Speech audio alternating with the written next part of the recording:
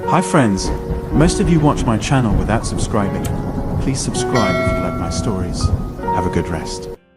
The golden glow of the afternoon sun streaming in through the windows promised a perfect early autumn evening ahead. I smiled contentedly to myself, glancing at the ornate invitation resting on the granite kitchen countertop. In just a few short hours, my wife Lily and I would be attending the social event of the season. A glamorous black tie gala hosted by Preston and Maya's marketing firm at the elite Ritz-Carlton Hotel downtown. As director of operations, Lily's high-powered career meant invites to extravagant affairs like this came frequently. But somehow this event felt different. Lily had eagerly awaited the exclusive guest list for weeks, hoping the firm's partners might include her this time. Tonight was her big chance to finally mingle among the top executives and shareholders, potentially making connections that could fast-track her climb up the corporate ladder. When Lily arrived home later that day, she practically floated through the front door, waving the thick ivory cardstock through the air triumphantly. "It came. It finally came in the mail today," she exclaimed, plus a handwritten note from Michael Warner saying he can't wait to see me there. I smiled, embracing her excitedly. "That's amazing, sweetheart. I know you've been hoping to get invited to this one. I'm really proud of you." Lily beamed, nuzzling her head into my shoulder happily. "The best part is, as a senior director, I get a +1. You have to come with me, Kyle. I want everyone there to meet the wonderful man I get to come home to every night." My heart swelled at Lily's enthusiasm to show me off. This event meant the world to her, and I was honored she wanted me by her side. We spent the next several evenings glued to her laptop, intently browsing designer gowns and tuxedos to find the perfect outfits that would impress her discerning colleagues and superiors. Lily's giddy anticipation was contagious. The night before the gala, we picked up our tailored attire from the chic boutiques downtown and laid everything out neatly in the bedroom, ready for the big day ahead. As we cuddled in bed, Lily squeezed my hand gratefully. "I just know this will be an amazing night," she whispered. "Thank you for always supporting my dreams." Soon we drifted off, dreaming together of what lay in store tomorrow. The anticipation electrifying the air as we pulled up to the elite Ritz-Carlton Hotel lobby in our hired town car was palpable. As the uniformed bellhops whisked away our vehicle, Lily gave my arm an enthusiastic squeeze before we headed inside to check our coats. She looked radiant in a shimmering silver ball gown that made her green eyes sparkle dazzlingly under the crystal chandeliers.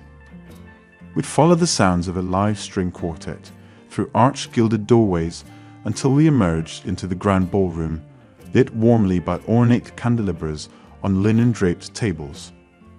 Waiters crisply attired in white ties circulated the space-balancing trays of bubbling champagne flutes and exquisite hors d'oeuvres. The elegant scene took my breath away. "Good evening, Lily. Don't you look lovely tonight?" A debonair gentleman in his early 50s greeted as we entered. His tailored tuxedo and confident smile gave him an undeniable magnetism. I recognized him instantly as Michael Warner, the CEO. "Why, thank you, Michael." Lily returned his smile graciously, extending her hand, which he took gently in his own for a lingering kiss rather than a handshake. The event coordinators truly outdid themselves, don't you think? Only the best for Preston and Maya's most valued partners and executives. Michael's eyes held Lily's unwaveringly as she giggled and nodded. I suddenly felt like an invisible third wheel intruding on an intimate moment. After what felt like an awkward eternity, Michael finally turned and acknowledged my presence with a cursory handshake. "You must be the husband. Kyle, is it? Delighted you could join us this evening." His polished veneer concealed what almost felt like disdain in my attendance. Dismissed just as quickly, Michael returned his full attention to Lily, complimenting how the silver fabric of her gown complemented her eyes as he personally guided us to our assigned table. Throughout dinner service, I watched Michael frequently going out of his way to refill Lily's champagne, bring her extra desserts, and shower her with a steady stream of flattering remarks. Each time he leaned in close to whisper in her ear, eliciting more of her signature bubbly laugh, I felt myself shrinking further into the background, fading more and more from the intimate picture they painted. By the time dinner plates were cleared and the dance floor opened up, Michael's advances had grown overtly suggestive. As the live band began swelling into a sultry jazz number, he extended a hand towards Lily, inviting her wordlessly to join him. Mesmerized by the moment, she readily accepted, and they moved together into the center of the polished parquet floor, swaying under twinkling lights. I sat rooted in place, clutching my champagne flute tightly to keep my hands from trembling as I watched them dance song after song, locked in their own private reverie. Something primal in me recognized a definitive shift happening right before my eyes tonight. But I felt powerless to intervene or divert the intense undercurrent, pulling them steadily closer together. When the final dance concluded, Michael lifted Lily's hand to his lips once more, whispering something in her ear that made a deep blush spread across her cheeks and delicate collarbone. They exchanged charged glances for a long beat, before Lily finally floated back dreamily to where I still sat, wearing a secretive smile. I wanted desperately to read her mind in that moment, to understand what had just passed between them. The hired car arrived to sweep us home, collapsing the magical bubble of the gala as abruptly as it had materialized. The whole ride back, Lily stared silently out at the city lights sliding by her window pane as I studied her profile, more mystified than ever by her thoughts. At home, she murmured some absent-minded excuse about being tired and drifted off to bed, leaving me alone with my churning paranoia about what might happen now that this door had been opened. The week following that opulent Ritz-Carlton gala marked a definite turning point in Lily's demeanor. I could not rationalize away. Once vivacious and affectionate, she grew withdrawn and preoccupied at home, constantly checking her phone notifications and then concealing the screen from view when I glanced over. Asking who was messaging her so frequently only made Lily snap at me irritably and storm off to another room to continue rapidly typing and scrolling in privacy. After catching several furtive glimpses of Michael Warner's name lighting up Lily's phone screen repeatedly, I realized with dread that he must be the one occupying all her attention lately. Sure enough, watching her body language closely whenever her phone pinged with a new alert from him revealed every sign this relationship now went beyond professional courtesy to something more intimate. The way Lily's green eyes sparkled each time, and her cheeks flushed pink, was all the confirmation I needed. My worst fears were crystallizing. Michael had undoubtedly used his status and charm at the gala to spark an illicit emotional entanglement with my impressionable wife. I ceased imagining this powerful man, nearly 3 decades, Lily's senior, exploiting his influence to seduce and prey upon her trusting nature and eagerness to advance her own career. No longer naive enough to believe Lily would rebuff his advances on principle once they crossed the ethical line alone together at the gala, I now saw her drifting rapidly from my anchored mooring out towards Michael's siren call. Whatever they shared in secret was quickly becoming her sustenance, while I wilted on the vine, starved of the light of her affection. Rather than confront Lily's infidelity head-on prematurely, I opted to keep up the charade of obliviousness about their intimacies a while longer. I knew ultimately exposing the ugly truth would be inevitable. But first I needed to quietly gather irrefutable evidence to back up my suspicions before she could gaslight me into believing I was paranoid and misinterpreting innocent gestures of mentorship from Michael. No, I would not be made the fool when the time came to confront this. So I silently tracked the changes in Lily's routines, making mental notes when she now chose to stay late at the office several nights each week, or cited ladies' networking events as a reason for her guys' night absences. I matched these suspicious alibis against credit card receipts I found documenting meals for 2 at upscale restaurants. I knew I had not dined it with her myself. The proof was undeniable. The turning point came unexpectedly one night when Lily fell asleep on the sofa waiting up for a phone call from Michael. I realized then that this might be the prime opportunity I had been waiting for to finally glimpse the contents of their secret communications firsthand. Though my conscience protested the invasion of privacy, I steeled my nerves and reached for Lily's abandoned cell phone on the coffee table. I navigated swiftly to her messaging apps, bracing myself for the sickening proof of intimacy that would confirm my worst fears. As I scrolled through weeks of messages exchanged with Michael, the shocking reality exceeded even my most tormenting imaginings.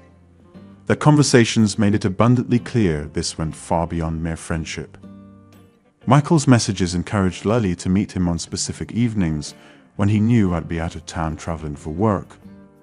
He promised to book their usual penthouse suite at the Four Seasons and have her favorite champagne ready on ice when she arrived to help her decompress after having to pretend contentment at home with her clueless husband. Lily playfully messaged back tantalizing photos of herself posing in luxurious La Perla lingerie purchased specially for their clandestine rendezvous, asking if this new ensemble would please him. Michael enthusiastically showered her with praise, assuring Lily she was the sexiest mistress any married man could dream of. Reading those vile words of adoration from him towards my bride of nearly 5 years utterly shattered my heart. Adding insult to injury, I also discovered from more recent messages that Lily had contracted an incurable STD from Michael called HPV, and he had callously dismissed her concerns about transmitting it to me. His only reply was a terse warning that if she cared about discretion, she would refrain from bringing this up altogether with her husband or doctors. Michael insisted they simply resume taking precautions. Red-hot fury surged through my veins, realizing I had likely already been exposed to this infection without my knowledge by the woman I trusted most in this world. I now saw how foolish it was to stand by silently for weeks while Lily sank deeper into Michael's treacherous web of manipulation and deceit. She had proven herself undeserving of my faithful devotion or protection from the fallout once her lies came to light. Tomorrow evening would be the annual Preston and Myers Company holiday party downtown at the Art Institute, catered for all the firm's staff and spouses. This seemed the ideal backdrop for me to orchestrate the dramatic public reckoning Lily so richly deserved. If I bided my time wisely that night, I could ensure her recklessness exploded her entire double life and left her with nothing. With that righteous plan set in motion, I turned off Lily's phone and slipped upstairs to pack my bags. The following evening, as Lily dressed upstairs, blithely unaware of the bomb about to detonate and obliterate her world, I calmly ironed my best suit and tied my dress shoes. When she emerged in a fitted green cocktail dress that hugged every curve, I bit my tongue hard, swallowing the bile rising in my throat. Tonight she would finally face the harsh consequences of her sins. We drove downtown, making empty, aimless small talk about the weather and the holiday decorations lighting up each block. Lily appeared confused when I bypassed the valet line and opted for a distant metered parking spot, but didn't protest. Little did she know, I had no intention of staying at her side this evening for even one moment longer than necessary. The charade ended tonight. The dazzling marble foyer and grand staircase, lit by an elaborate network of sparkling holiday lights, nearly took my breath away as we walked through the arched doorway, handing our engraved invitations to the attendant. But I refused to be distracted by the splendor Lily didn't deserve to enjoy with me in good faith. Tonight would be her downfall. We checked our coats, and I swiftly steered Lily towards the bar, suggesting we take advantage of the open cocktail hour. As soon as her attention was absorbed requesting an elaborate martini from the bartender, I slipped away unnoticed into the bustling crowd until I reached a quiet corridor off the main event space. The time had come to execute my plan. I hastily logged into Lily's laptop using the password I had observed her typing. Then, one by one, with hands shaking with adrenaline, I accessed all her main social media accounts and sent a barrage of posts tagging Preston and Myers Corporate and every employee I could identify. Attached were some of the most salacious photo evidence and screenshots of sexts documenting Lily's torrid affair with the married CEO, along with her brazen admission that he had given her an incurable STD. For good measure, I made sure to include her demeaning gossip about subordinates and inflammatory confidential business information. Anything that would maximize the devastation. The fallout was instantaneous and immense. Within moments, gasps and shouts began rippling through the ballroom as staggered attendees started passing phones around, each new person's shocked face reflecting the bombshell revelations in their hands. Before long, a chaotic swarm of employees surrounded Lily, shoving damning evidence in her face. Someone must have tipped off Michael too, because Lily suddenly tore away from the mob and began sprinting for the exit in her stiletto heels. I emerged from my inconspicuous vantage point and mingled casually among the stunned crowds, still gossiping feverishly as I made my way towards the cloak check. By the time I stepped outside, Lily was collapsed in a pathetic sobbing heap on the icy sidewalk, mascara trailing down her cheeks. When she spotted me exiting alone, she stumbled over begging for a ride home. I looked down with indifference as she clung to my pant legs, wailing apologies, but I silenced my last shred of feelings for this remorseless Jezebel. Without a word, I turned my back on her hysteria and left her shivering in the winter darkness. The next week flew by in a blur of urgent appointments with divorce attorneys and real estate agents to sever all remaining ties to Lily. Once the paperwork was filed, I had movers purge every last trace of her presence from our once shared home to erase the permanent scars of her betrayal. The only exception was our German Shepherd puppy Baxter, who I embraced as the lone innocent in all this ugliness. His unconditional affection steadied me when bitterness tried taking root in my heart. I fully intended to make good on my vow to cut Lily out of my life completely and permanently. But there remained one final risky matter I needed to discuss with her for my own peace of mind.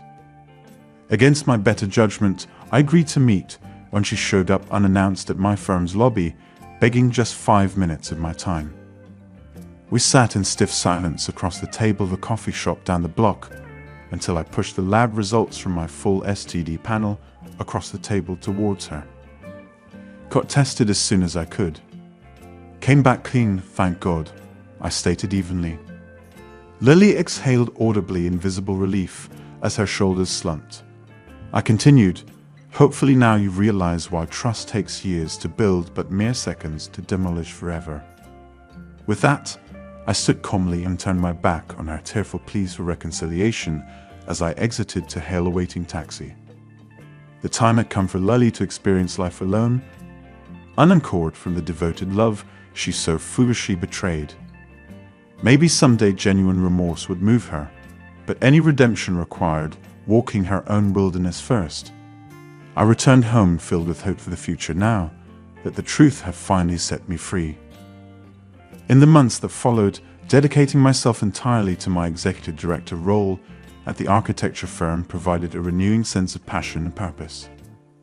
I pursued long-neglected hobbies and reconnected with friends I had lost touch with during my marriage when Lily became the sole center of my world. And of course, my faithful companion Baxter brought me endless joy and laughter with his playful antics each day after work. Through the local grapevine, I eventually heard Lily did not even remain in Chicago long after the demise of her reputation and career prospects here. The scorn of family members and former friends was more than she could bear. Last anyone heard, she had fled the misery of her ruined existence in the city to an isolated rural cabin out west alone. I almost felt sorrow on her behalf, imagining what a prison her own degraded conscience must be. Perhaps abdicating the crown of her former social status would eventually cultivate the wisdom true redemption required. While the lingering ache of monumental betrayal may never fully disappear, I refuse to let Lily's deceptions turn my heart cynical or stagnant. Each dawn renewed my resolve to only welcome true integrity and openness into my world, never again blind trust. I emerged from the crucible of that chapter awakened, clear-eyed and focused like never before on bringing honesty to all my affairs. Late one evening, almost a year later, as Baxter and I strolled hand in hand along the downtown lakefront path, lit by the Chicago skyline. My phone pinged with a new text notification for a charming devotee I had met at an art gallery opening weeks earlier. As her name appeared on my screen, I smiled quietly, feeling ready to embrace the next promising chapter life now offered. The future seemed bright with possibility again at last.